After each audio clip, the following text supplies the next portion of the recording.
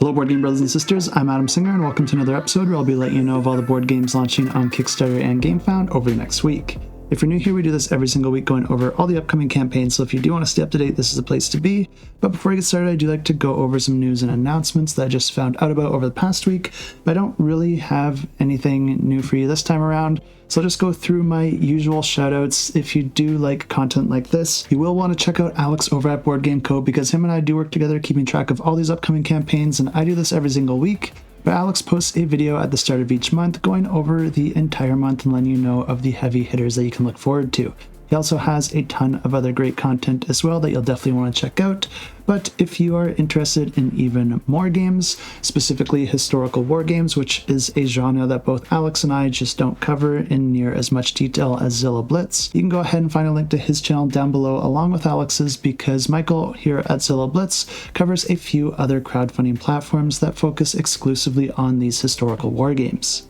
And if you also want to keep up with some of the retail games each week, I do have a couple suggestions for you. We have Grant Lyon, who also does like to mix in a bit of comedy. But if you're looking for just the info, QVO is also a great channel, and I'll have both of these linked down below. And that is everything I got for an intro, but we do got quite a few games launching this week, so let's check them out. And the first campaign we have launches on March 17th, and this one's going to be for the next collection of games coming from Lemery Games, and they've done a few campaigns like this before where they choose a region of the world, and then they take some of the ancient games from those regions, revitalize them with new artwork and updated components, and in some cases standardization of the rules, because a lot of these games do have some different iterations on them, so they do try to pick the one that does have the best design. But this team always does fantastic work because not only do they do a great job recreating these games, but their goal is to also try to preserve these games and bring them a little bit more attention so that they're not lost to time. And I am really happy to see that they're continuing to put out these campaigns, because each one of their campaigns does also have a pay what you want tier so that anyone is able to get their hands on this, no matter on their financial situation.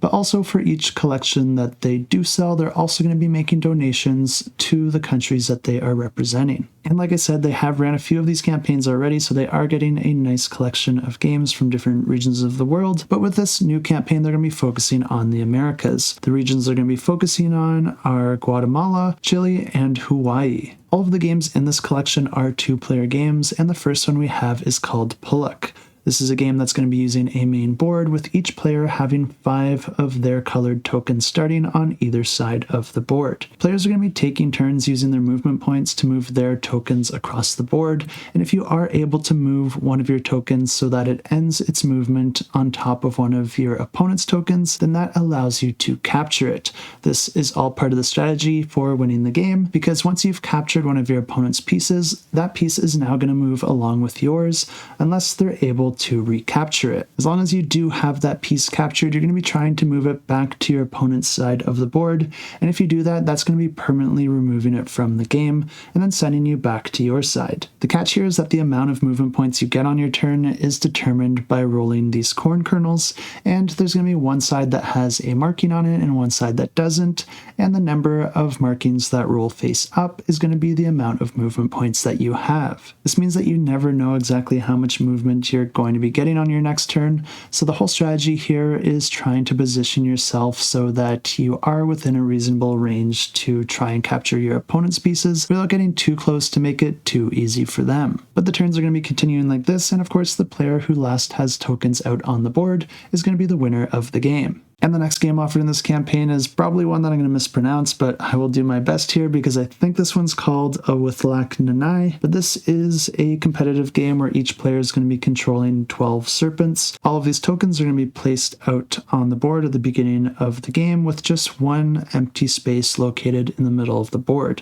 Players are going to be taking turns moving just one of their pieces, and there's really just 2 ways that you can move in this game. You can either move into an adjacent space, or you can jump over an opponent's piece in order to capture that piece. Turns are just going to be going back and forth, with each player just making a single movement, but you win the game if you either capture all your opponent's pieces or if their remaining pieces are completely immobilized, meaning that they are completely surrounded and not able to move. The next game offered in this campaign is called Konane, and this one is another one that's really easy to teach and play, and also has some of my favorite components because one player is going to be playing as one type of flower, then the other player is going to be playing as another. The board's set up with all of these flower pieces alternating at the beginning of the game, and I do believe that there will be some spaces in the middle that do not start with flowers because you do need a place to start your movement, because in this game all you can do on your turn is move, and the only way you can move is by jumping over an opponent's piece. This means that although it is nice to capture your opponent's pieces and that does limit their movement potential,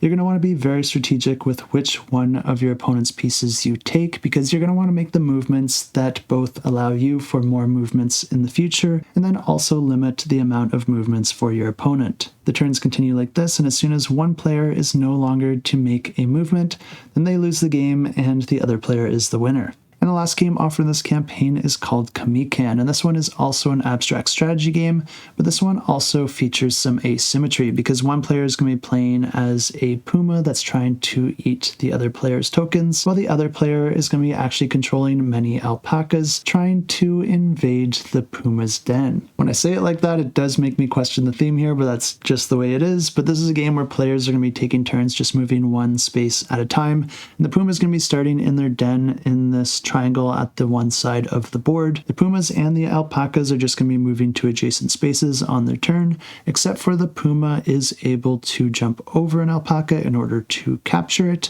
if there is an empty space on the opposite side of it. The puma player wins if they're able to capture 6 alpacas, but the alpaca player wins if they're able to get 6 of their tokens into the puma's starting den. This creates a really interesting dynamic for the puma player because not only are they trying to capture those 6 alpaca, but they're also trying not to get too far away from their den as they do that, potentially letting more alpaca in. And those are the 4 games offered in this collection, but like I said, this team has done several collections in the past covering some other games in other areas, and I did also provide coverage for all of those, so if you are interested to know what else might be offered in this campaign, you can go ahead and look up my previous footage there. And if this looks like a campaign that you might want to support, you can go ahead and find a link to it in the description down below. Like I said, I really love what this team's doing. I'd like to see even more of these collections come out in the future, so if it looks interesting, definitely give them a look, and don't forget that you can subscribe to get notified once this one launches. Also on the 17th, we have Mine 77, and this one's a competitive resource management and worker movement game where players are going to be taking on the role of overseers managing their teams of workers in the massive Mine 77. Your goal is to be the most productive by balancing efficiency, administration, and a little bit of underhand dealing. The primary mechanism for taking actions in this game is to assign or move your workers to different locations within 2 interconnected rondels. There is the surface rondel, which is going to be used for admin and logistics, and then there is the mine rondel where resources are going to be extracted. The game plays over a series of days that are broken down into a morning shift, an afternoon shift, and a night shift, which is primarily resetting the board and checking the different conditions that players were able to complete. But during the morning and afternoon shifts, players are going to be simultaneously selecting an action card from their hand of work order cards, and these are all the same for all the players at the beginning of the game, but these are going to be determining how many movements you can make with a worker on the rondel in order to get access to a new action, and each of these cards will also have an initiative value, and whichever player has the lowest initiative is going to be going first. But the different actions are going to allow you to mine, farm, and process different resources with the goal to try and complete different government orders that will earn you victory points if you are able to complete them. Steam is a key resource that players are going to have to manage in order to operate the mines, and the mines do also have a limited amount of space, and as you explore more of the mine, there can also be all sorts of dangers that can injure your workers. If too much steam is generated or not enough, then that can also have some negative consequences for all the players. The game does also allow for bartering and a blackjack mechanism if you do want to push your luck, and there is also an element of deck building where you can go ahead and purchase more cards you can add into your hand to give you more options for movements and actions in future turns. But players will be able to play multiple of these work order cards within a single shift to take multiple actions in that shift, and you can also play additional cards if you do want to work overtime, but that does come at a cost. The night shift is reserved for maintenance, which means that it does work a little bit differently because all players are going to be doing during the night shift is resetting the board and then checking the different goals and objectives for that day and then applying the positive or negative consequences to each of the players depending on if they were able to reach that day's goals. The player with the most victory points at the end of the final day wins the game, and if you do want to check this one out, I will have it linked down below. And also on the 18th, we have Misfit Heroes, and this one's a card combat game that does use card crafting in order to create a randomly generated deck. And the way that this works is that you're going to have two different types of cards. There are trait cards and there's character cards. You're going to be shuffling these up individually and then taking a card from each and combining them into a sleeve. One of the cards is transparent, which means that the elements of the two cards will be combined into a unique card, and this is going to create randomly generated names, costs, endgame victory points, banners, as well as different combinations of abilities. And I think there are over 80 cards offered in this game, so doing this every single game can be quite a lot of work, so they do have a mechanism to make this a little bit easier. You're not going to be shuffling up all the cards at the start of every game that you play, but you will be dealing 4 cards to each player, and then they'll be disassembling them, then you'll just shuffle those back up and each player will reassemble their new cards. This will allow you to have a continually changing deck game after game without a whole lot of overhead. The way that the game's set up is that you're going to be dealing 5 of these constructed cards to each player as their starting hand, and then you're going to be putting a bunch of these point tiles in the middle of the table, each requiring a different amount of resources in order to acquire that tile, with each of those tiles granting you with a certain amount of victory points. This is a game where players are just going to be taking turns performing one of 4 possible actions, and I'm going to start with explaining some of the more simple actions first because you can spend a turn to either gain 1 influence of any type or simply gain 10 money. These could be good actions if you have nothing better to do, but normally you're going to want to do one of the other actions. And the other 2 options that you have is to discard as many cards as you like from your hand in order to draw that same amount plus 2. But the best action you can perform is to pay the cost to place any one card from your hand into a 4x4 tableau in front of you. You're always going to be placing your cards orthogonally adjacent to existing cards, and there are different abilities that could trigger when you do place that new card. Some of these could be instant free abilities, while others may require you to pay additional costs, or they may require you to meet certain conditions like placing it next to a particular card or having certain icons or banners in your tableau already. Some of these cards could also have some different requirements that could score you additional victory points at the end of the game if you do meet the requirements of them, but if there are victory points outlined on that card, you'll just gain those instantly for having played that card. You do have a limit of 8 cards, 8 resources of any type, and 80 money, so if you do have more than that at the end of your turn, you're going to be discarding down to those numbers, so you really do want to try and spend that money and resources when you are able to. It's also important to note that you can also purchase 1 tile as an additional action during your turn, so if you do have the resources to do that, you might want to, because most of these tiles of the same region type do have the same cost, but if you are able to purchase it sooner, you can choose the tile that grants more victory points. The end of the game is going to be triggered as soon as a single player reaches a full tableau of cards, and then all the players are going to be adding up their victory points that are visible on the cards in their tableau, as well as adding any additional victory points for any objectives that they were able to complete that might be outlined on those cards. You're also going to be gaining victory points from the different region tiles that you were able to purchase and from any money that you do have left over. The player with the most victory points at that time wins the game, and if you do want to check this one out, I will have it linked down below. Also launching on the 18th, we have Umbra Morfes, and this one is a game that combines RPG and wargame elements into a single game, which both happen to be genres of games that I don't normally cover in as much detail, but this is a game that can be played either cooperatively or as a 1 versus many, and there is also an arena mode for PvP as well if you are interested in that. If you're playing cooperatively, you can just have the game control the enemies, but if you do want to play 1 versus many, then that one player will be controlling the enemies instead. instead. This mode does play over a series of levels where at the end of each level, heroes can participate in auctions where they can use their points in order to acquire randomized upgrades and new abilities. And there are different objectives that players are going to be trying to complete for each of these levels to try and win the game, but if any player loses too much health, that is one of the ways that you can lose. A really neat aspect of this game is that you'll be able to customize your characters with different dice that each represent different types of skills, such as your strength, your defense, your attack range, your movement, or something known as your Ampower, which is a technological magic force that actually becomes stronger with lowered value dice. The catch here is that whenever it comes to rolling dice, you're only allowed to roll 3 of them, so you're going to have to pick amongst your different skills and dice and determine what you think will give you the best edge for whatever you're trying to accomplish in that moment. Like I said, this isn't a type of game that I normally cover in too much detail, but if you do want to learn more, you can go ahead and check it out in the description down below and follow along to get notified if it does look interesting. And also launching on the 18th, we have Auctions of Alchemists, and this one is a competitive game of bidding for different types of ingredients and then racing to be the first to complete 6 specific elixirs. The game plays over a series of turns where on your turn you can perform one of 2 possible actions.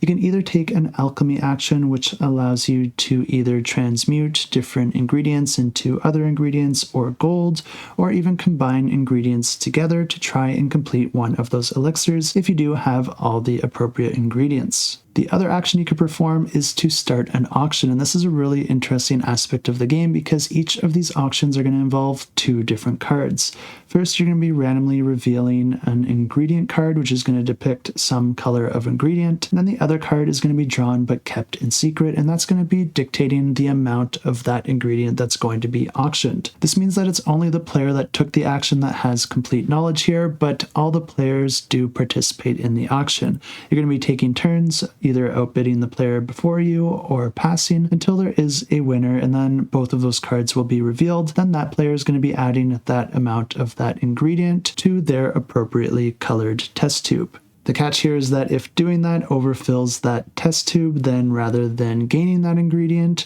you're going to be losing it. But the game continues like this, with players pushing your luck and misleading the other players until one player is able to complete all 6 of their elixirs, and then that player wins the game. And if you do want to check this one out, I will have it linked down below. And launching on the 18th, we have Shadows, Heroes, and Monsters, and this one's a really fun competitive card game that I did think was launching a few weeks ago, so I did already cover this one, but it got postponed until now, so it's going to be launching this week instead. But they were nice enough to send me a prototype copy of this game, so I do have a bit of a playthrough as I go through a couple rounds on this one. If you do want to see what this game's all about, I'll just go ahead and roll that previous footage for you now. Something that I really like about this game is that there's a ton of variability because there's a bunch of different heroes that you can play as, and then you're also going to be taking their associated deck. But then at the start of the game, players are going to be randomly dealt 10 cards that are going to be added as different cards that you can acquire throughout the game. This means that even if you choose the same character over again in a following game, there's still going to be a ton of new options and cards and strategies to choose from. On top of that, there's a bunch of different monsters offered in the box, but like I said, you're only going to be including 3 in a given game, which means that the different combinations of monsters that you'll see is going to vary every single game as well. Another thing I really like is that this is a game that plays over a series of rounds, and each round you're going to have a different player acting as the leader. What's really cool about this is that when you're the leader, you get a few different benefits, but one of those benefits is to draw different attack cards from the monster deck and then distribute those amongst the players however you see fit. That's a really nice perk already, but as an added benefit, you also are going to be putting those cards face down, so only you know what each of the cards are hiding. This game also has a few more unique aspects to it with the way that the currencies work in this game, as well as the way that the cards are played based on their initiative values. And I'll get into all of that in just a second here because the publisher was kind enough to send me a prototype copy of the game, so I do want to thank them for that. And I have it all set up here for 3 players, and they did give me a playmat, but this is a completely optional buy. It does come with its own playmat included in the game, which is just a little bit more of a condensed version of the playmat, which might might be a better option for you if you are limited on table space, but if you want to have that full experience and the really nice neoprene touch,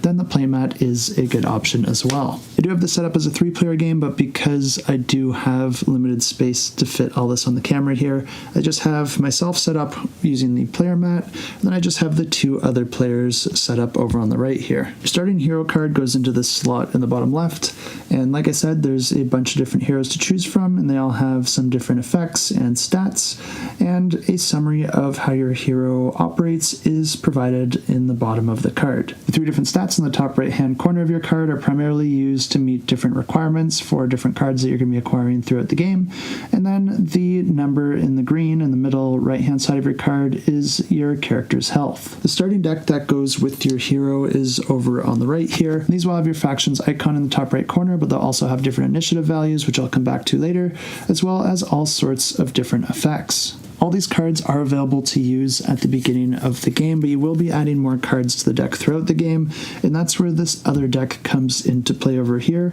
And the way that this was set up is that these are just 10 cards that were randomly drawn to each of the players at the beginning of the game, and these are just a subset of cards from a massive deck of cards which I have in the box here, and this random draw of cards is just the recommended way to do it for your first few games. But if you do want to get into more advanced setup, there is options for that as well. In the top right corner of these cards, there's different requirements that you have to meet first before you're able to actually use that card. The way that you meet those requirements is by increasing the stats on your hero card, and the way that you do that is by buying item cards throughout the game, which will get connected to your hero card, adding those stats together. The game offers 2 different types of currencies. There's your experience points and your gold, and the experience points are useful for getting more of these cards into your draw deck. The gold, of course, is useful for buying more item cards, which will be in a shared display, and each of these items will have their own amount of gold displayed on them, and of course that's going to be the cost of that card. The nice thing about gaining an item card or one of these skill cards is that anytime that you do that,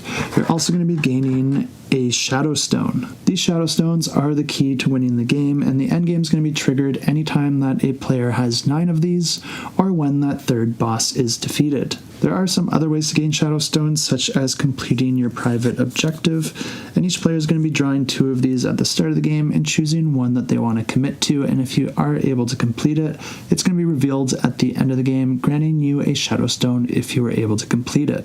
Being the player to take out one of the monsters will also gain you the rewards that that monster has to offer, and as I mentioned, there are 3 different monsters that you're going to be playing with throughout a game, and each of these monsters are going to be increasing in their difficulty, but also increasing in their rewards. There's only ever 1 monster revealed at a time, so this is the one that we're going to be starting with, and you can see it has a very simple reward of just 1 gold, has 5 health, and also has its unique set of attacks here that are going to be correlating to different monster attack cards that are going to be drawn throughout the game. If we compare this one to the second monster, you can see that the rewards get a little bit better, with this one granting you a card, but of course it is more difficult to defeat, and then that only gets even more difficult with the final monster, and this one does gain you a Shadow Stone directly. Each of the different hero decks will also have 1 or 2 of these cards that have a star on them. What that means is that card is just always in play, and it's going to be granting you whatever special ability is outlined on that card. For my character, anytime that I defeat a monster, I get to recover 1 health while all opponents lose 1 health. As I mentioned before, your different action cards that you're going to be acquiring throughout the game all have different initiative values, but the initiative of 0 is a special one, because if you ever get a card that's initiative 0, that's just going to be immediately going into your field here, and each player does start with 1 of those that can be used to help defend you against various attacks. The way this specific card works is that if you ever take full damage from an attack, you can then flip it to its dodge side, which will allow you to block 5 damage the next time that you are targeted for another attack. The dodge also grants you a health if it's still visible at the end of the round, but whether you're using it to get health or to reduce the damage of an attack, it is going to be flipping back to its original side. The last card I want to show you before we get into a round here is just this leader card, and this is just a card that keeps track of which player is currently the starting player, and this card outlines all the different privileges that you get as that starting player, because you get to make the decision at the start of each round whether or not all players get an extra experience point, or if all players get an extra gold. This is skipped for the first round, but all players do start with 1 experience point and 1 gold. What's also nice about this card is that it does also have the shield icon on the left here, and any shield icons that are visible in your display, you can actually cover up with one of your damage tokens in order to reduce the amount of damage you receive at any given time by that amount. I should also mention that some of these cards do also have this nice holographic finish. Before the first round starts, players do also draft a starting item card, and these are indicated by their green back, but you're only going to be putting out 1 more than the number of players, and since I have this set up for 3 players, we'll put 4 of these out on display. For myself, I'll draft this one that allows me to heal 2 health during the combat phase. The other player will draft this one that allows them to nullify any spells that are cast on them. And the final player will take this card, which allows them to spend it as a gold, but only when they buy a restricted item, and I'll explain what that is in a second. But when they do that, they do also have to lose 1 health. This one just gets discarded back into the box, but I guess I'll just go ahead and explain what the restricted items are. These are just very powerful item cards that have the word restricted at the bottom of the card, and when you do acquire these, you're only ever allowed to have 1 at a single time, and it's always going to be your topmost card. And the reason for that is just so that this card's always visible, so you always know that you already have a restricted card. It doesn't mean you're not able to buy another restricted card, but if you do that, you have to discard the one that you currently have. But I think we can walk through around here, and what's really nice about this game is that everything is clearly outlined on this player aid here, so we just go ahead and go through the list. And the first phase is the team up phase, and this is the phase where the leader is going to be choosing one of those 2 actions, whether all the players gain an experience point or whether they all gain a gold. Like I said, the first round, this is skipped, so we're not going to do that in this first round. But then the lead player is also going to be drawing 3 of these monster cards, looking at them in secret, and then assigning 1 to each of the other players and themselves, keeping the cards face down. These cards have different icons on them that all correlate to the different actions on the current monster's card. The strategy here, of course, is to just give yourself the card that you think is the least debilitating based on the current game state. The one that is the most damaging you'll probably want to give to the player that's currently the most ahead, but whatever you decide, you're going to be distributing 1 of those cards to each of the other players. In the next phase, all the players can look at their current deck, and then you can choose any 3 cards that you want to use for this round. Your hand limit is dictated by how many monsters have been defeated in the game, so every time a monster is defeated, your hand limit's going to be increased by 1, so after this first monster is defeated, I'll then be able to choose 4 cards to keep in my hand. And I've chosen my 3 cards here, so the remaining cards just go back to the draw deck, and the other players have chosen their cards as well. And the way that this round plays out is that we're going to be going sequentially through the numbers 1 to 6, and these numbers correlate to the initiative values on the cards. This means that first the players are going to be resolving their number 1 initiative cards in order, then their number 2 initiative cards in order, then their number 3 initiative cards in order as well. But the third phase is a special one because if a player still has a face-down monster card, then that's also going to be resolved at that time. Then this just continues until that 6th time, and if you don't have a card for a specific initiative value that's currently being resolved, then you just don't play anything at that time. So we'll be resolving the number 1 initiative value cards first, and as I showed you before, I actually don't have any, so I won't be doing anything right now, but the next player in order does have a number 1 card, so they're going to go ahead and play that, and this allows them to either damage all heroes, creatures, and monsters by 1 health, or to heal all heroes and creatures by 1 health. At this point in the game, I think they're just going to damage everyone, and to indicate this, you're just going to be putting a damage marker on my hero to indicate that damage, a marker on the monster here, a damage on the other player, and then a damage on themselves because it does say to damage all heroes. But the player who used this card also has this item card, which allows them to ignore any spell that is cast on their hero. So because they have that card, I think you actually wouldn't damage them, but you would damage everyone else, so that's a really nice card to have for them. Something that's not so nice about this card is that every time you use it, it does get stunned, so you're going to have to put 2 stun tokens on it, but you will get to remove 1 stun token at the end of each round. For every card that you play that damages the monster, you do also have to reveal a monster attack card, and the first one that you're going to be revealing is the one that was drawn to you, so because this player did just damage the monster with the card, they're going to be revealing and resolving this card earlier than everyone else. The card I gave him corresponds with the block action, which means that this damage didn't actually go through, so this player only damaged me and the other player, which is still a pretty good turn. And now the last player gets to play any of their initiative 1 cards if they did add any to their hand, which they did, and this card allows them to reduce any target's health by 1, and I think they're going to go ahead and return the favor by attacking Roland here, so he's going to get 1 damage. One thing to note is that this is a spell, so his card could have been used to negate this effect,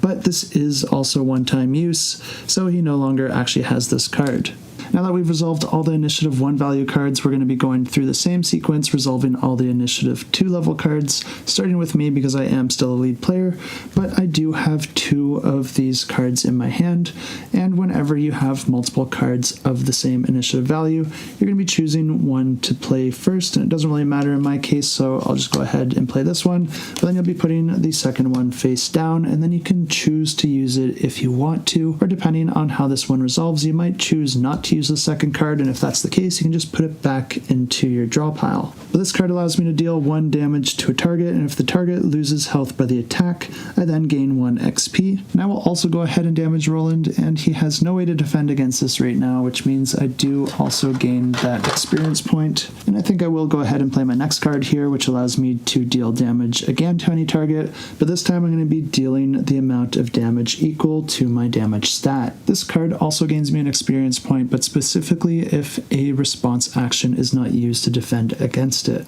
This means that I could freely attack the monster because I know my monster card is a spell card and not a response card, or I could go ahead and attack Roland again because he didn't block my previous attack with a response card,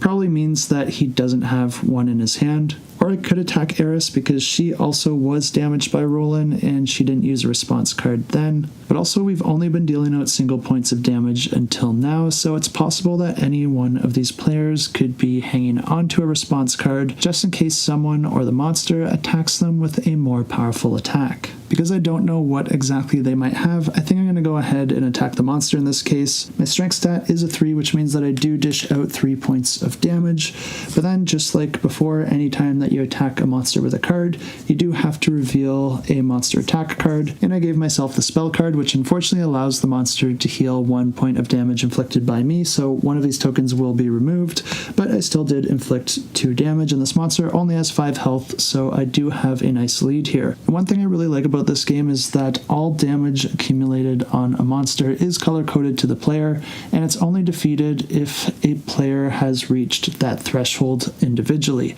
This means that if I had 4 points of damage on it, and then if Roland inflicted 1 point of damage, he would not kill the monster in this case, because even though there's 5 tokens here, you need 5 tokens of your own color in order to defeat the monster, which I do think was a really smart way to implement this mechanism. But since the monster did a spell action and not a response action, I'd get another experience point here. Now Roland's going to go ahead and play any level 2 initiative cards if he has any, and this one allows him to deal 2 damage to a target, and if the target doesn't use a response, also gain an experience point.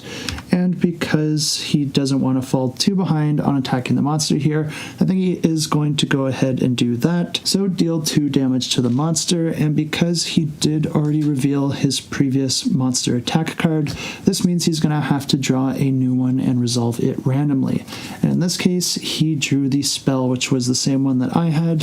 so it's only going to reduce his damage by 1, which isn't too bad, and it wasn't a response, so he does also get an experience point. Eris would then go ahead and play any of her level 2 initiative cards, which she does also have, and this one allows her to deal damage to the target equal to her spell stat. I think she is also going to go ahead and attack the monster here for 2 reasons. The first one being that her spell stat is a level 3, meaning that she could potentially do 3 damage. But then she does also have a response card that she's been hanging on to because she was planning to attack the monster, and he can do quite a lot more damage than what any of the players have inflicted so far. And then she's going to reveal her monster attack card, which is an attack which would deal 2 damage to her normally. But she's going to use this response card, which does allow her to block 2 damage. And because she's using this card as a response, she also gains 1 gold. Response cards have these little lightning bolt icons, which means that they can be played at any time. So let's grab that gold, and she will not be taking any damage. Now we go ahead and resolve any of the level 3 initiative cards, and I don't have any, so I'm not going to be playing anything. And the only other player with cards still is Roland, and he also does not have a level 3 card, so that phase is just skipped, except for the fact that it's at this point where you would be revealing your monster card if you haven't revealed it already. Then we just go ahead and resolve any level 4 initiative cards that players might still have, and I do have one in my hand, which just allows me to gain 1 gold, and then I can also replace up to 2 items in the market, which I don't think I'm going to do.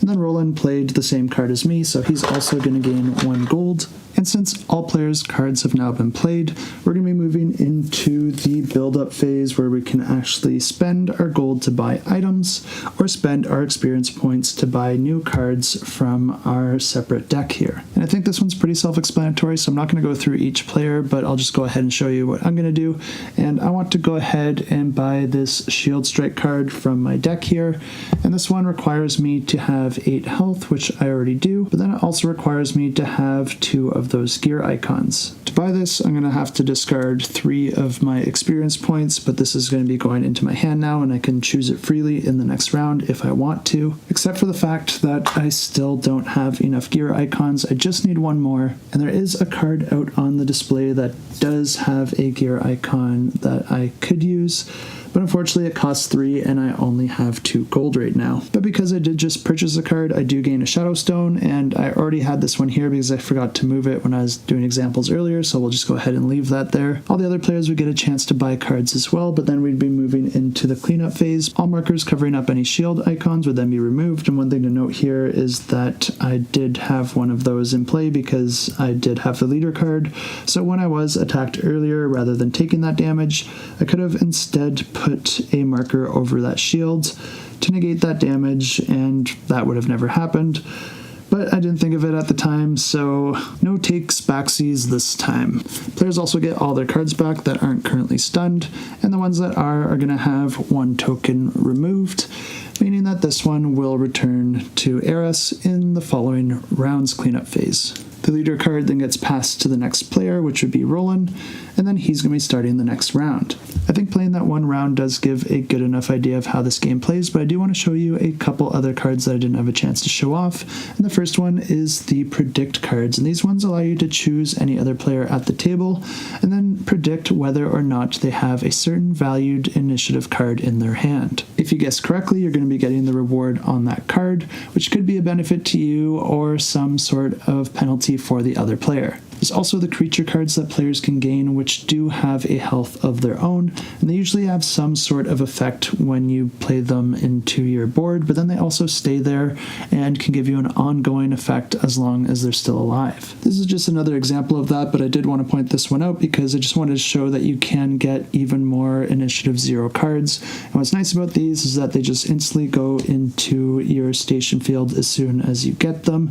You don't have to waste one of your cards in your hand in order to get that into play. And the rounds just continue like I explained until one of those endgame conditions are triggered, and then at that point players are going to be adding up any additional shadow stones that they have, then it's the player with the most that wins the game. And that's pretty much everything you need to play the game, and I think they did do a really solid job here creating a unique card fighting game that isn't like any other. If this one did look interesting to you, definitely check it out, and I will have a link to the campaign in the description down below. Also on the 18th we have a campaign that's going to be offering 3 different games. We have Phanerozoic, Heroes of Tenefyr, and World Stitchers, and I'll just go through each of these one by one, starting with Phanerozoic. And this one's a competitive card game where each round players are going to be drafting different wildlife cards. Players are then going to play those cards to take different actions and try to mutate their creatures creatures into new ones by meeting different requirements. Each round ends with a nature phase where the different creatures in play are going to eat and grow, or potentially die off and go extinct. The reason this is so important is because each player is going to have secret objectives that they're trying to achieve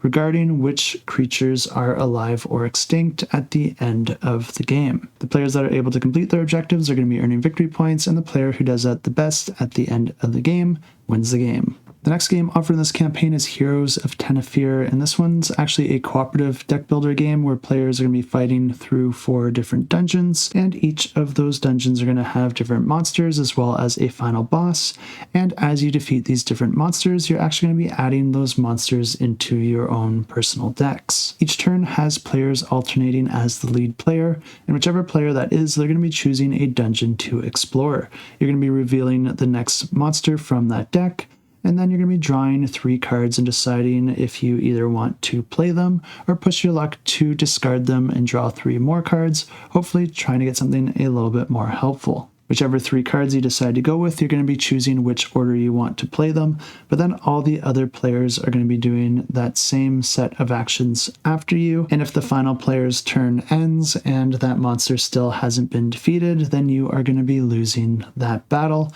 Otherwise, it's the player who landed the final blow that adds that card to their deck. The reason you want to try and complete these battles the first time is because you do have a limited amount of time to get through all of these dungeons and defeat all the bosses, and if you're able to do that within the time limit, then you win the game, but if you're not able to, then all the players lose. And the last game we have is World Stitchers, but this one is actually a game that I did cover in the past back when it originally launched, so instead of going through this one again, I'll just go ahead and roll that previous footage for you now. But if any of these 3 games do sound interesting to you, you can go ahead and find a link to the campaign in the description down below. Check them out, and of course follow along if you do want to get notified. And the way this game works is that each player is going to be starting the game with 3 tiles, and there's also going to be 3 tiles out on display that players are going to be drawing from throughout the game. But at the start of the game, players are going to be choosing one of their 3 tiles to put out in the main play area to start the tile pattern, and then you're going to be putting one of your meeples on one of your tiles. All of these tiles come in the shape of an isosceles trapezoid, and they each have 2 different types of terrain on them, and there's pretty much no placement rules. You can put these however you want as long as they connect to another tile. But after all the players have put out their first tile, your remaining tiles are going to work a little bit differently, because rather than placing those on a future turn, you're just going to be putting those out in front of you,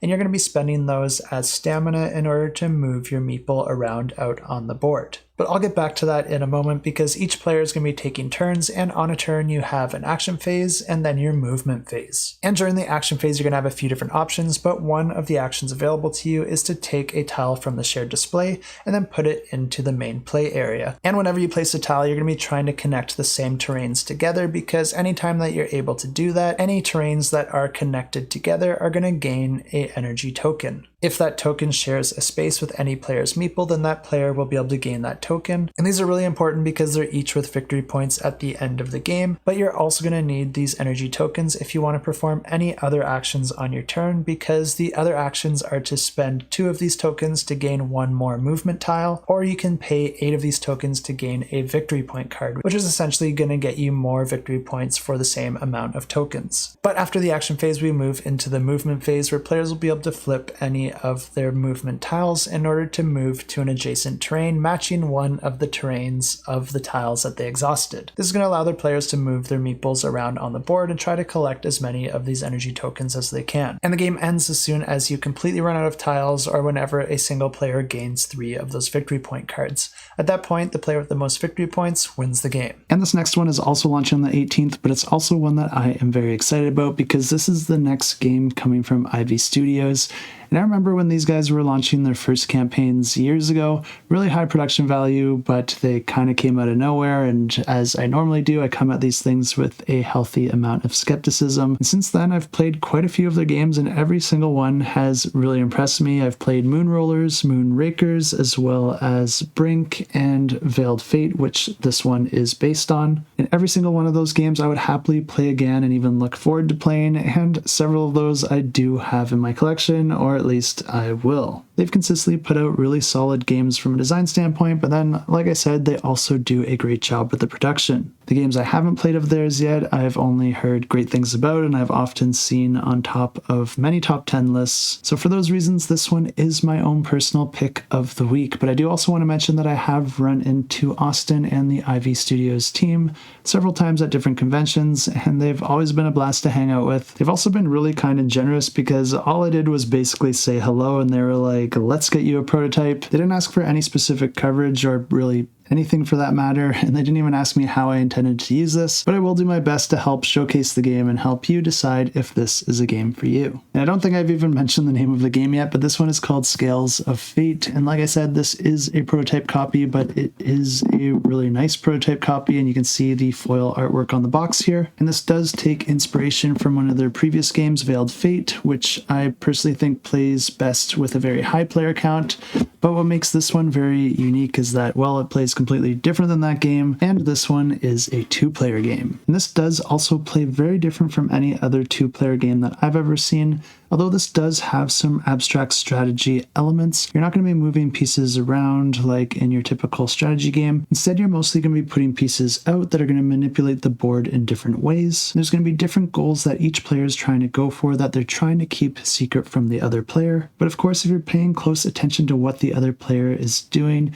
you might be able to deduce what exactly they are trying to accomplish, assuming that they're not doing a fantastic job of misdirecting you. This is a game that plays over 3 ages, and I'll explain what all of these components are in a second here. But first, I just want to set up the 3 ages that we're going to play, and we have 3 different decks here for each different age, and I've already shuffled them, and we're just going to be grabbing 1 card from each age. They're going to be flipping age 1 up and putting it in this slot in the board. After that, we can get rid of all of these cards and just put them back in the box. But let's quickly go over what it is that players are trying to accomplish and how they score victory points in this game. And that's all going to start with dealing 2 of these cards to each of the players. Each of these cards represent different demigods that are also represented by these different tokens here, and then these different trackers at the top. It's really important that you keep these secret from your opponent until the end of the game, but let's say that I was dealt purple and red. That means that it's the purple and red demigod tokens up here that are going to be scoring me victory points at the end of the game, depending on their relative position from each other. The safest way for me to benefit from this is to try and get those 2 tokens as far away from each other as possible, because at the end of the game, I can score based on the difference of the 2. And in this case, I have the purple at the 10 and the red at the 2, so that would score me 8 victory points. Alternatively, I could try and get these 2 tokens to be on the same location at the end of the game. So if I had them both on the 8, then that would also score me 8 victory points. Knowing that these tokens can score in these 2 ways, you're going to want to watch your opponent and see how they are pushing the tokens around, because at the end of the game, you're going to be guessing on this notepad here which 2 of the demigods you think your opponent is assigned to. And that can gain you 3 victory points for getting that correct, but it's actually going to lose you a victory point if you get both of them incorrect. And those are the only way to score victory points in this game, so you can already see how the deduction is a super critical element. But now let's get back to this age card, and I'll let you know exactly how to set up the board. All these X-looking tokens are known as quest tokens, and you can see them over here on the right, and we do have 1 red one that we're going to have to include in the top left corner, but these have just been randomly shuffled, and we'll just place them out according to this card. All those different black sections between the quest tokens that have different icons depicted on them represent these action tokens, and we'll just be putting those out according to this card as well. And then the bit of text at the top of the card is going to outline a specific condition that each player is going to have to check at the end of the age, and then announce to the other player whether or not they currently meet that condition. This isn't an objective or anything like that. It's just giving some additional information to your opponent to help them deduce what exactly you're trying to do. The icons on the bottom of the card correspond to this Abyss tracker, which has a token that starts in the middle at the beginning of the age, but throughout the age it can be moved to the left or to the right, and depending on where it ends up, it's going to have the corresponding effect as outlined on this card. This will normally add or remove renown to any of the character tokens that are in the Abyss at the end of the age. And what that's going to do is move those associated trackers for those characters, depending on how that tracker resolves. So let's go ahead and set up the board according to this card. And the rest of these red tokens can just be removed, but they can be used in a future age. Then we'll go ahead and flip all of these face up.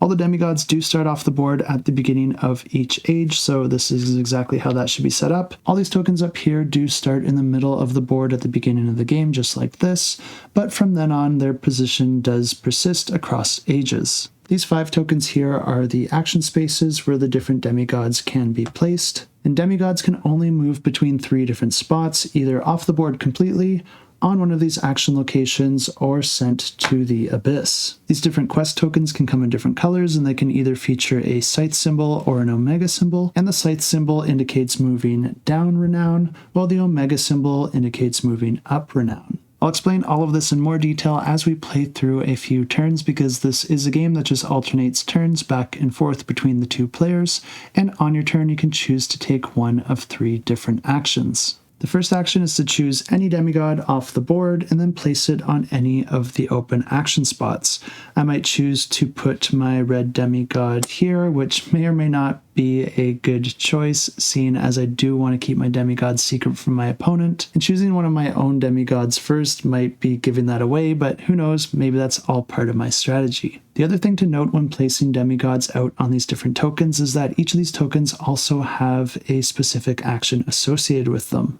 Placing a token on the Abyss icon allows you to move the Abyss token either to the left or to the right. Placing a demigod on the Smite action allows you to smite any of the demigods that are currently off the board. And of course, when doing that, they're going to get sent to the Abyss. But these last 3 action tiles work very similar to each other, because whenever a demigod is placed on any of those, you're going to be taking the associated servant tile and then adding it to your supply. Since I put my demigod on the feathers, that means I would get the feathers servant tile. And that would conclude my turn, and then it would become the opponent player's turn, and I'll just have them perform the second possible action, which is to use one of these 3 god tiles. And to be very clear, this is probably a very bad idea to do so soon in the game, because each of these tiles can only be used once per game by one single player, and also when you use that tile, you do hang on to it and it does cost you a victory point at the end of the game. But these can be very powerful when used in the right moment. The steal allows you to steal any one of your opponent's servant tiles and take it for yourself. The switch allows you to swap any 2 demigods anywhere out on the board, whereas the smite allows you to smite any demigod anywhere out on the board. And this is more powerful than using the smite action, because when you use this tile, you can actually smite straight off the board, and whenever you do that, you're going to be flipping this token over so that it can't be reused. But what I think the opponent player is going to do instead is to use the switch token in order to swap this demigod, let's say, with this blue one. And that ends their turn, and it would now come back to me, and I'll use this as an opportunity to show you the third and final possible action that you can perform on your turn, and that's to use a servant tile. But of course, in order to do this, you do need to have a servant tile in your possession. The way these work is that you can slot them in with any location around the perimeter of the board, and they're going to be activating the different quest tiles depending on the type of tile that they are.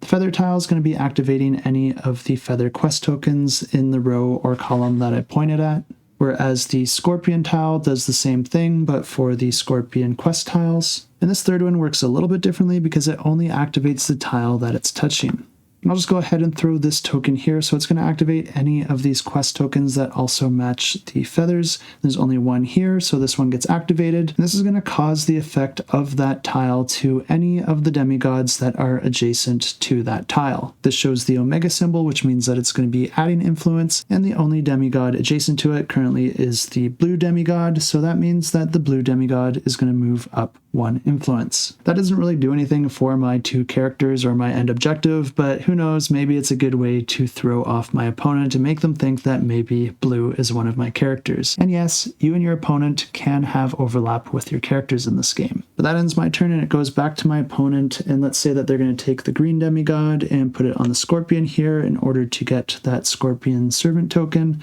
and then it comes back to me. And I think I'll avoid doing anything with my demigods for a bit, just so I don't make it too obvious for my opponent. So I'm going to take this yellow demigod and put it on this action token in order to gain this servant tile. My opponent's demigods are actually the yellow and the cyan, which hasn't been placed out yet, so me putting that yellow there might have messed with their plans just a little bit. Since they have this Scorpion Servant, and I happen to place this where there are no Scorpion quest tiles, that means they won't be able to use that to influence this yellow anymore, if that is what they wanted to do. So what they might want to do is claim that they want to block me from placing any of my demigods next to this very powerful quest token, so they're going to take their own and place it on this action space, blocking off that quest token, but then also taking the action of moving the Abyss marker to the left, not that it really matters right now. But then it comes back to me and I might use this pink character to place on this smite action space in order to smite one of the demigods currently out of play.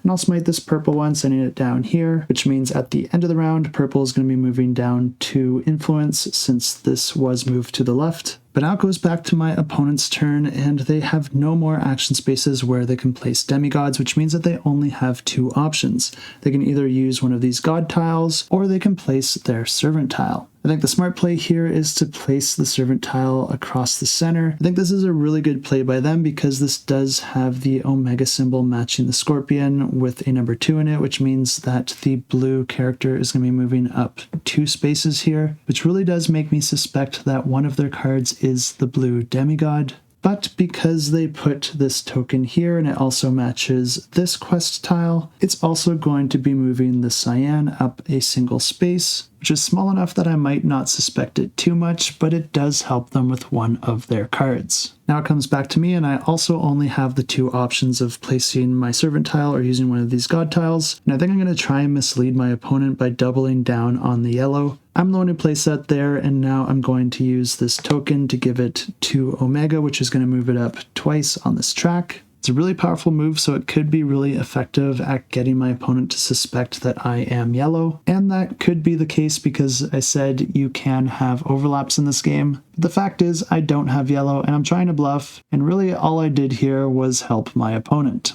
And now that all the action spaces have been used and all the servants have been placed, that's going to be triggering the end of the age. We're then going to check the Abyss and resolve any effects over here, which means that purple's going to be moving down by 2. And I am playing horribly here because the next thing we have to do is reveal to the other player whether or not we are currently meeting the condition at the top of this card. And the current condition is, do we have one of our demigods between 4 and 6 renown? I just made the purple go there, and it's the only demigod between 4 and 6, and now I have to tell my opponent that yes, I do have a demigod that meets that condition, so they know without a doubt that one of my demigods is purple. The better play for myself would have been to pick any one of the other demigods to put it in the Abyss to force it into that condition, so that hopefully one of them would have been my opponent's and they would have had to tell me. But now we just go ahead and remove all the demigods and put them back off to the side of the board. Remove the servant tokens, reset the Abyss tracker, and reveal the next age card. This makes a few modifications to the board, and for the red tile we can remove the old one and then put in a new one in the location it specifies here. Move all the action tiles into the appropriate locations. And the next condition that we're going to have to reveal is if we have any demigods over 10 renown. The rounds continue like this, back and forth, with the players either placing a demigod on an action location and taking that action, using one of the god tiles, or placing one of their servant tiles. At the end of the third act, each player is going to be guessing which 2 demigods they think their opponent was assigned, and if they were correct, they're going to be gaining victory points for that, and if they got both of them wrong, then they're going to be losing a victory point. But then each player is also going to be gaining victory points based on the relative position of their 2 demigods around the influence track. Because I had purple and red, that would currently gain me 2 victory points, and my opponent had cyan and yellow, which would currently gain them 1. They also lose a victory point for using one of those god tiles, but after all that is accounted for, the player with the most victory points wins the game, and if there's a tie, it's going to be going to whoever guessed the most demigods correctly, or whoever used the least amount of god tiles. Definitely another really solid design here from IV Games. I had a lot of fun with this, just even playing against myself here, even though I knew exactly which cards my opponent had. But what I really like is the way that these different conditions come into play at the end of a round, because if you do suspect a certain demigod of your opponent, you can try and force it into meeting the criteria of this card so that they have to reveal that information to you. I also really love finding quality two-player games because they are the games that I tend to get to the table the most, and I really love finding two-player games that offer something very different from anything else in my collection, and this one definitely checks all those boxes. It also looks fantastic as well, which pretty much goes without saying for an IV game at this point, but if you are a fan of satisfying games with satisfying components, definitely check this one out, and I will have it linked down below. Also launching on the 18th, we have a card fighting game inspired by Pokemon, and this one is called Sfæra. This one is a game where players are going to be recruiting creatures each round, and just like in Pokemon, they're going to be of different types and have different strengths and weaknesses. But what makes this one a little bit different is that players are going to be choosing one of their cards to put into battle, revealing those cards, and then resolving the battle through dice rolling.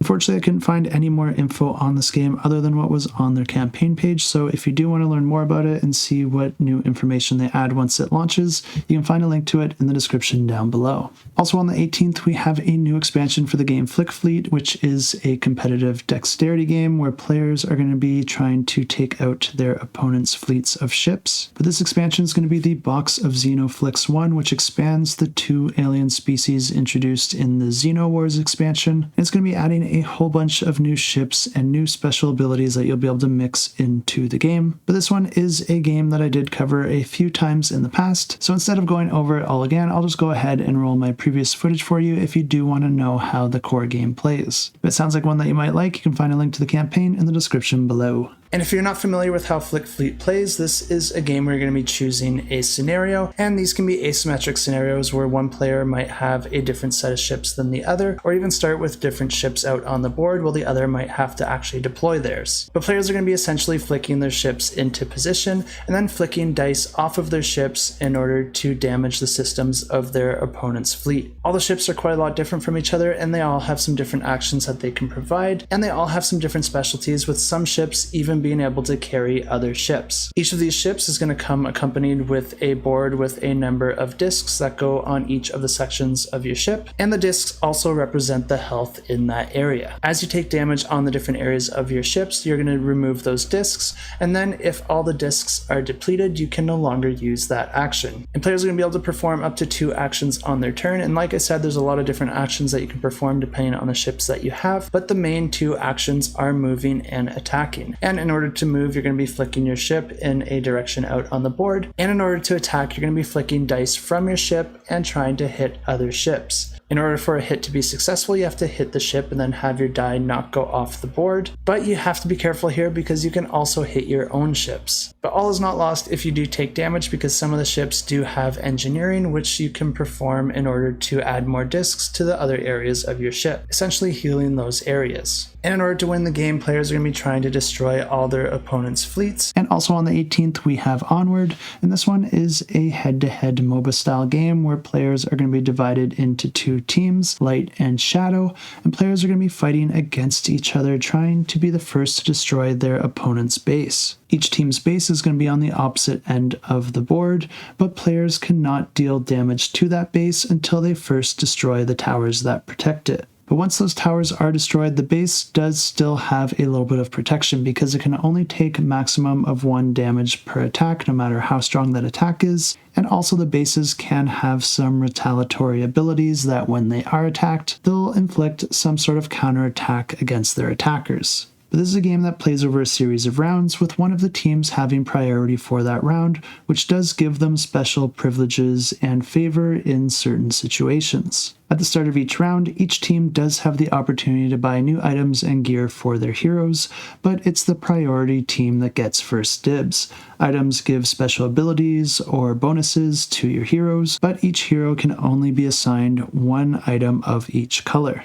The colors represent the different types of boosts that they give, such as offense, defense, speed, or lane control. Players then move into the planning phase, where you're going to be assigning plan cards to your heroes, and then those plan cards are going to be simultaneously revealed with the heroes acting in the initiative order. If there's a tie, then it's the team that has the priority that gets to decide who goes first. but players will be able to spend action points or movement points in order to perform any amount of actions in any order. You can move to adjacent areas, attack enemies within range, cast spells to play cards from your hand, or finally you can choose to pass if you have no more actions to play or if you want to end your turn early. After players have performed their actions, it then moves into the minions phase, where minions are automatically going to spawn according to each lane's conditions, but keeping your minions alive in a lane does allow them to spawn more quickly in the future. Each minion is going to automatically move forward if there's no enemies blocking them, but if there is, then it's going to attack any minions, heroes, or towers in their way, and if a minion does reach the base, then it will attack the base. Certain locations out on the board, depending on which side of the board you're playing with, can also grant you with different resources for having your heroes in those locations. But teams are only going to be activating one hero each per turn, and anytime that a hero is activated, it's going to get exhausted, and the turns continue until all of the heroes reach that state, and then that's going to be triggering the end of the round, where you'll then go ahead and unexhaust all of your heroes. But if any of your heroes were defeated during that round,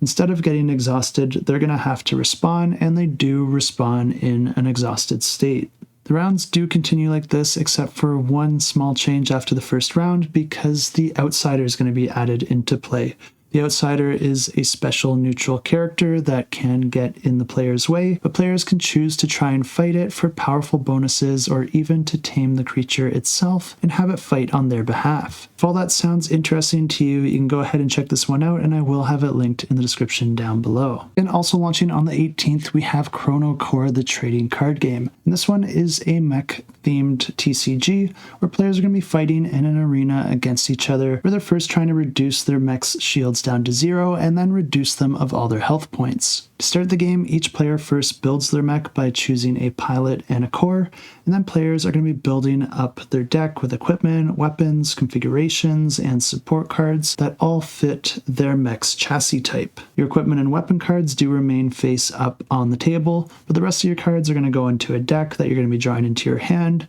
and you will have to play them in order to put them into play. The equipment you have also determines the maximum core charge you can hold, and at the start of each round you're going to be charged back up to full, but then you're going to be spending that in order to take various actions. Each player is going to be drawing a hand of cards from their individual decks at the beginning of the game, but then the game plays over a series of turns. On your turn, you get to draw an additional card from your deck, and then you can optionally draw a second card if you choose to discard one from your hand. You can then spend your energy to activate the different cards that you have in play, or to put cards from your hand into play. Putting cards into play can prepare you for future rounds by granting you access to new abilities, or healing or upgrading your character in various ways. You can activate one of your weapon cards in order to deal that weapon's damage to your opponent, considering any modifiers that you or your opponent might have, but your opponent might also be able to counterattack if they do have a card in play that allows for that, which can allow them to reduce the damage or have some sort of retaliatory effect. At the end of your turn, you're going to be checking any of your cards in play that are labeled with the end of phase label, which does mean that they do get activated at this point in time, and you're going to be gaining the benefits of those cards. But the game continues like this, alternating back and forth between the two players until one of the players' health is reduced down to 0, and then the other player will, of course, win the game. And if you do want to check this one out, and if it sounds interesting to you,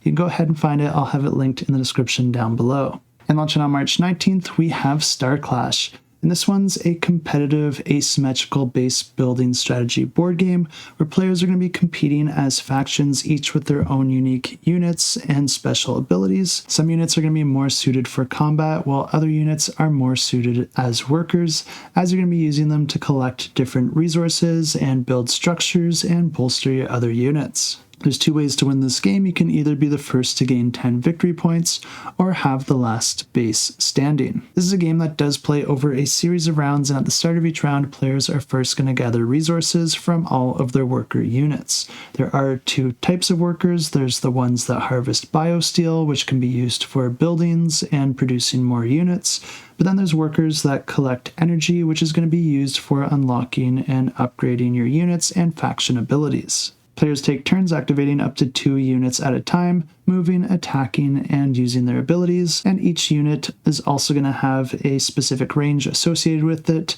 and if an enemy is within that range, then you can attack them. Units do come in different types. They can either be air units or ground units, and certain units might be able to only attack one or the other, or possibly even be able to attack both. If you also have the high ground, that can grant you an advantage, but if you're attacking a base, it's only going to take 1 damage per attack regardless of the strength, and the way that you track health in this game is by the number of health chips underneath that unit. At the end of the round, all the units are going to refresh, and then any newly constructed buildings will become active. And there's a few different types of buildings you can have. They can either produce units, produce resources, or grant special abilities. But there's also certain points out on the board that players are trying to control in order to gain victory points, and you're going to be checking each of those to see which player has control, if any, and then you're going to be granting those players those points. The first player to either get 10 of them or to destroy their opponent's base is going to be the winner of the game. And if you do want to check this one out, I will have it linked down below. And on the 20th, we have Ozob, a Cyberpunk board game, and this one is a campaign that I did cover in the past.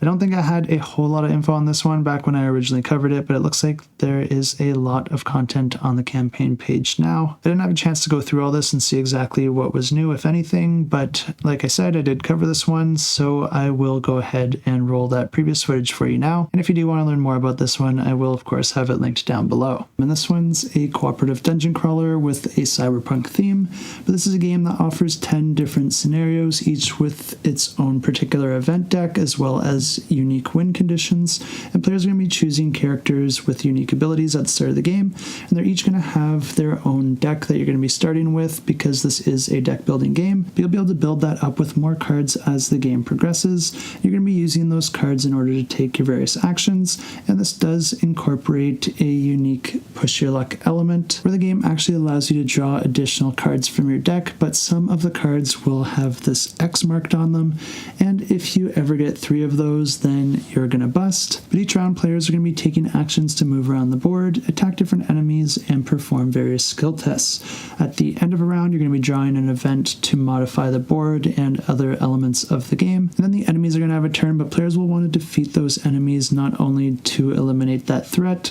but also because this could be required to complete certain objectives, find new items, or gain additional cards that you'll be able to mix into your deck. This is a game where if one player dies, all the players lose the game. So you do want to be working together here and making sure that you're doing whatever you can to not only save yourself, but your fellow players as well. And if this one does sound interesting to you, I will have it linked in the description down below. And on the 21st, we have a party game called the Brewthulus Tavern. This is a game that's really easy to play because all you're going to be doing on your turn is drawing a tavern card from the center of the table. You're going to read that card and resolve its effects, and it will always have a main ability, which might give you some different options or allow you to distribute damage amongst the other players, or it might give you different opportunities to score victory points or even create new rules for the game. But it might also do other things like grant you a special ability card that you can keep in secret and use later in the game. And it can have a variety of other effects as well, but it may also have a specific condition on it that can trigger additional effects if that condition has been fulfilled. If a player loses all of their health points, then they're going to be losing their points instead. But there are also tavern cards that can be revealed in order to allow players to bank their points, but the game's going to end after a certain amount of rounds, and then the player with the most banked points at that time wins the game. And if you do want to check this one out, I will have it linked down below. And that's everything I got for you this week, but don't leave yet because we still got a few awesome giveaways, and these are both going to be offered in North America, the UK, the EU, Australia, and New Zealand. All you got to do to enter these is leave a comment down below, and the first one is for Siberian Manhunt. This one looks like a really fun game of cat and mouse where one player is playing as a pilot trying to escape the Russian KGB. This game does have hidden movement as the pilot is making their way through the various paths and roads and forests. But this game also has a survival element because making it through the frozen forests of Russia is not an easy thing to do.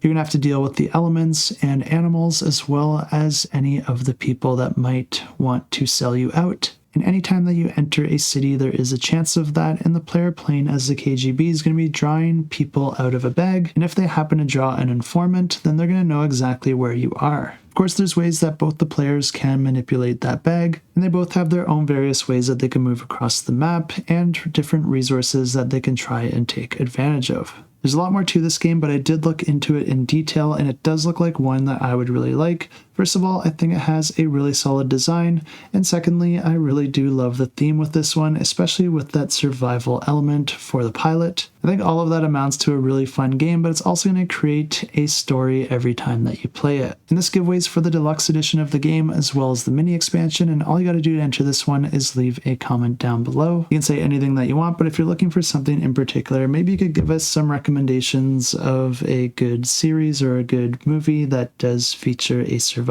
element. I've always been a big fan of the reality TV show Alone, where you have 10 contestants that are just trying to survive as long as possible in the middle of the Arctic alone. I think the first season was still my favorite, but I have watched every season except for I haven't quite finished the last season yet. And the next giveaway we have is for a pledge for Widget's Workshop, where players are going to be using see-through cards to try and build a robot matching as many attributes of that robot as possible. This is a game that's really easy to set up because all you're going to do is dump all of these gear cards into a pile in the center of the table, and then players are going to be taking turns drafting cards from that pile, but the first card you touch you have to take, and some of these are going to be face up or face down or partially covered by other cards in the pile. So there is a push your luck element of you deciding if you want to take the cards that are more visible but maybe not the exact card you're looking for, versus other cards where you might only be able to see partial information, but who knows, maybe they're the exact card you need. You're going to be assigning these cards based on their body part to different areas of your board, and once you have all 5 of the parts to complete a robot, those are going to be pieced together and then scored based on the matching icons. But this giveaway is going to get you a copy of the game, and just like the previous one, all you got to do is leave a comment down below and you can say anything that you want.